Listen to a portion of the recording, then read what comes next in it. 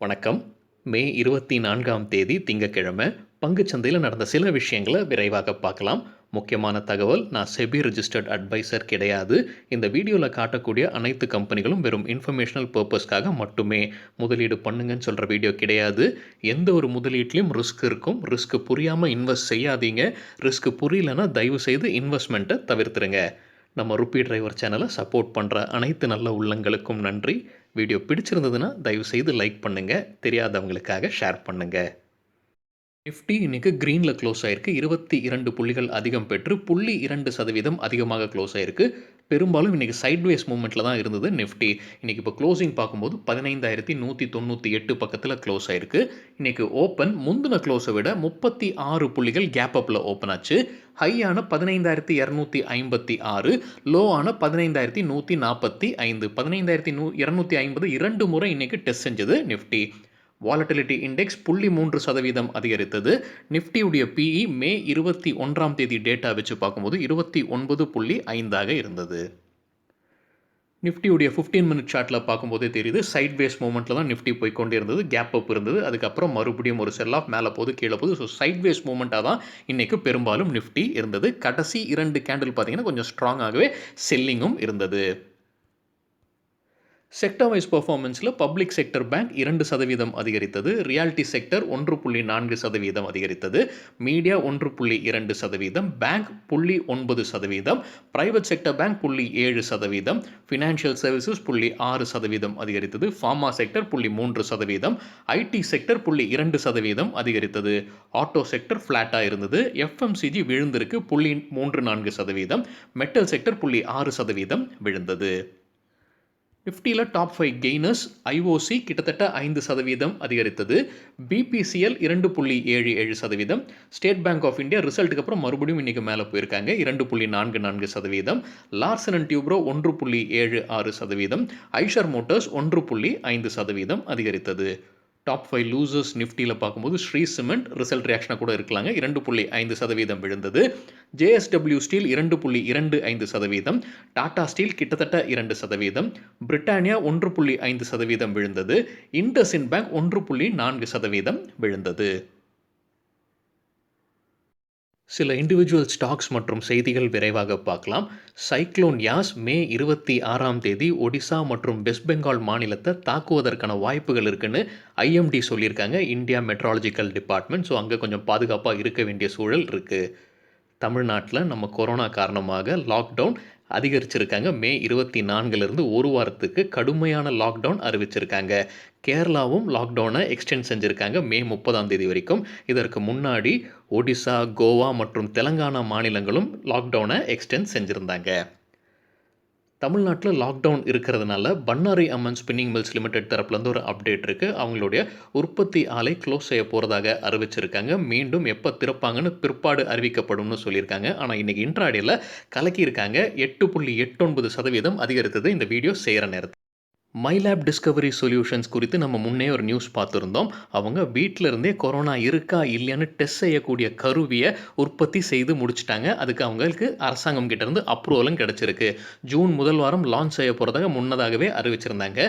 இப்போ கம்பெனி 1 கோடி Covid test பண்ணுற கிட்ட தயாரிக்க போகிறதாக சொல்லியிருக்காங்க லான்ச்சுக்கு முன்னதாகவே. இந்த கம்பெனியில் ஆதார் பூனாவாலா இன்வெஸ்டராக இருக்கிறாருங்க. ஆதார் பூனாவாலா தான் கோவிஷீல்டு தயாரிக்கிற சீரம் இன்ஸ்டிடியூட்டோட தலைவர். ஸோ மைலேப் டிஸ்கவரி சொல்யூஷன்ஸோட இந்த ப்ராடக்ட் லான்ச் ஆச்சுன்னா எப்போவுமே டெஸ்ட் செய்கிற டயக்னாஸ்டிக்ஸ் கம்பெனிஸோட பிஸ்னஸ் கீழே போகுமா அப்படின்னு பொறுத்திருந்து தான் பார்க்கணும். ஏன்னா இந்த ப்ராடக்டோடைய அக்யூரசி எப்படி இருக்குது, அதே மாதிரி இது பயன்படுத்துவது எவ்வளோ எளிதாக இருக்கும், இது எவ்வளோ சீக்கிரம் கிடைக்கும் அப்படின்ற விஷயங்கள் பொறுத்து தான் மற்றவங்களோட பிஸ்னஸ் பாதிக்குமா இல்லையான்னு தெரிய வரும். இந்தியா புல்ஸ் கம்பெனிகளான தனி சர்வீசஸ் லிமிடெட் மற்றும் இந்தியா புல்ஸ் ரியல் எஸ்டேட் மீது செபி ஒரு பெனால்ட்டி விதிச்சிருக்காங்க. 2017ஆம் ஆண்டில் நடந்த சில குளறுபடி, ரூல்ஸ் ஃபாலோ செய்யாமல் இருந்தது, அதற்காக இந்த பெனால்ட்டின்னு அறிவிச்சிருக்காங்க. தனி சர்வீசஸ் லிமிடெட் மீது 55 லட்சமும், இந்தியா புல்ஸ் ரியல் எஸ்டேட் மீது 25 லட்சம் பெனால்ட்டி போட்டிருக்காங்க செபி. எம்சிஎக்ஸ் நேற்று ரிசல்ட் அறிவிச்சாங்க. இன்றைக்கி இன்ட்ராடேயில் 4.6% விழுந்தது. ரிசல்ட் ரியாக்ஷனாக கூட இருக்கலாம். டிவிடெண்ட் அறிவிச்சிருக்காங்க. ஒரு ஷேருக்கு ரூ. 27.70. ஐஆர்எஃப்சி மற்றும் கிளாண்ட் ஃபார்மா நியூஸில் இருக்காங்க. ஐஆர்எஃப்சி மற்றும் கிளாண்ட் ஃபார்மா இப்போது FTSE ஆல் வேர்ல்டு இண்டெக்ஸ் அப்படின்ற இண்டெக்ஸில் இடம் பிடிக்கிறாங்க. அவங்களுடைய குவார்ட்டர்லி ரீபேலன்சிங்கில் இந்த 2 ஸ்டாக்கையும் அவங்க சேர்க்குறாங்க. ஏன் இந்த 2 ஸ்டாக்ன்றது தெரியலைங்க. ஒரு காரணம் வந்து இந்த குவார்ட்டர்லி ரீபேலன்சிங்கில் புதுசாக ஐபிஓ வந்த ஸ்டாக் தான் செலக்ட் பண்ணுன்ற ரூல் இருக்குது போல இருக்குது. அதனால் ஐஆர்எஃப்சி மற்றும் கிளாண்ட் ஃபார்மாவை செலக்ட் பண்ணியிருக்காங்க. இதனால் கொஞ்சம் ஷேர்ஸு நிறைய பேர் வாங்குவாங்கன்னு எதிர்பார்க்கப்படுது. குறிப்பாக இண்டெக்ஸ் மியூச்சுவல் ஃபண்ட்ஸ் நடத்துகிறவங்க. ஐஆர்எஃப்சி இன்ட்ராடேல 3.4% அதிகரித்தது. கிளாண்ட் ஃபார்மா இன்ட்ராடேல 1.6% அதிகரித்தது. இது ஜூன் 21ஆம் தேதியிலிருந்து இந்த இண்டெக்ஸில் இந்த 2 கம்பெனிகளும் இடம் பிடிப்பாங்கன்னு சொல்லப்படுது. சன் ஃபார்மா குறித்து ஒரு செய்தி இருக்குது. யூஎஸ்ஏல சன் ஃபார்மாவுடைய டயபெட்டிஸ் மருந்தை கம்பெனி திரும்ப பெறுவதாக ஒரு செய்தி, ஏதோ குளறுபடி இருக்குது அந்த மருந்தில். ஸோ அதை திரும்ப பெறுறாங்க அப்படின்ற ஒரு செய்தி இருக்குது. JSW ஸ்டீல் தரப்புலேருந்து ஒரு முக்கியமான அறிவிப்பு இருக்குது. ஒரு நியூஸ் போய்கிட்டு இருந்தது. லிபர்ட்டி ஸ்டீல்ஸுடைய சொத்துக்களை JSW ஸ்டீல் வாங்க போகிறதாக இருந்தது. அதை கம்ப்ளீட்டாக மறுத்திருக்காங்க. இப்போது JSW ஸ்டீல் இன்றைக்கி இன்ட்ராடேல 2% விழுந்தது கம்பெனியுடைய share price. Olectra Greentech limited இன்றைக்கி அப்பர் சர்க்கியூட் 5% எட்டியது. கம்பெனி தரப்புலேருந்து ஒரு அப்டேட்டும் இருக்குது. கம்பெனிக்கு ஒரு புது ஆர்டர் கிடச்சிருக்கு. 100 எலக்ட்ரிக் பஸ்ஸஸ் ஒரு ஸ்டேட் டிரான்ஸ்போர்ட் கார்பரேஷன் கிட்டேருந்து. எந்த ஸ்டேட் கிட்ட அப்படின்றது அவங்க சொல்லலை. கிட்டத்தட்ட 250 கோடி ரூபாய் மதிப்பிற்கான ஆர்டர்னு சொல்லியிருக்காங்க. கிளென்மார்க் ஃபார்மாசூட்டிகல்ஸ் தரப்புலேருந்து ஒரு அப்டேட் இருக்குது. கம்பெனிக்கு US FDA US food and drug administration கிட்டேருந்து அவங்களுடைய ஒரு மருந்துக்கு அப்ரூவல் கிடச்சிருக்கு. வீக்கத்தை சரி செய்கிற ஒரு மருந்து போல தெரியுதுங்க. இன்ட்ராடேல 2% அதிகரித்தது கிளென்மார்க் ஃபார்மாசூட்டிகல்ஸ். கேடிலா ஹெல்த் கேர் தரப்புலேருந்து ஒரு அப்டேட் இருக்குது. மார்பக புற்றுநோய் சிகிச்சைக்கான ஒரு மருந்தை லான்ச் செய்ய போகிறதாக அறிவிச்சிருக்காங்க. இன்ட்ராடேல 4.5% அதிகரித்தது. பொரிஞ்சு வில்லியத் அப்போலோ சிந்தூரியில் ஷேர்ஸ் வாங்கினதை நேற்று நியூஸில் நம்ம பார்த்துருந்தோம். இன்றைக்கு அப்போலோ சிந்தூரி 20% எட்டியது. பாரத் பேரண்டரல்ஸ் குறித்தும் நேற்று நம்ம ஒரு நியூஸ் பார்த்துருந்தோம். அவங்களுக்கு அரசாங்கம் ஒப்புதல் வழங்கியிருக்காங்க கொரோனா மருந்தை தயாரித்து டிஸ்ட்ரிபியூட் செய்கிறதுக்கு. இன்றைக்கு 5% அப்பர் சர்க்கியூட்டை எட்டியது இந்த கம்பெனியுடைய ஷேர் ப்ரைஸ்.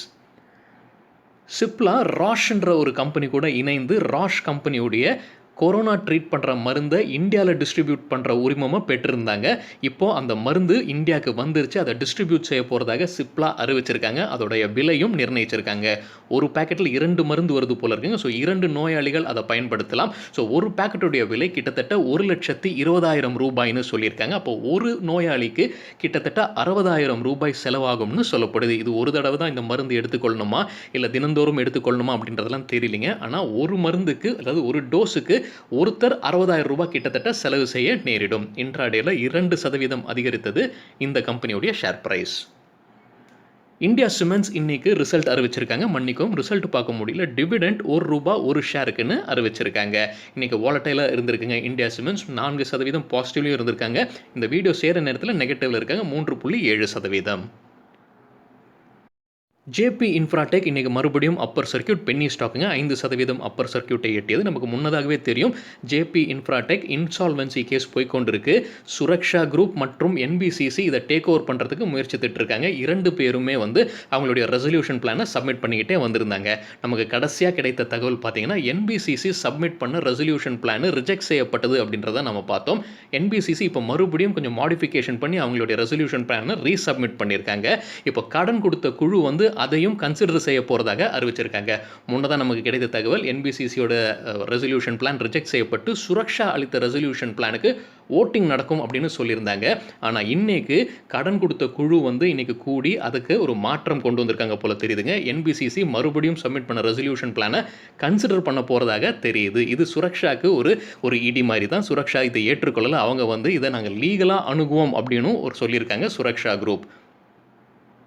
ஃபர்ஸ்ட் சொல்யூஷன் இன்னைக்கு இன்ட்ராடேல 2.2% அதிகரித்தது. கம்பெனி தரப்புலேருந்து ஒரு அப்டேட்டும் இருக்குது. கம்பெனி UiPath அப்படின்ற வேறொரு IT கம்பெனி கூட இணைந்து சில ஆட்டோமேட்டட் சொல்யூஷன்ஸை செய்ய போகிறதாக அறிவிச்சிருக்காங்க.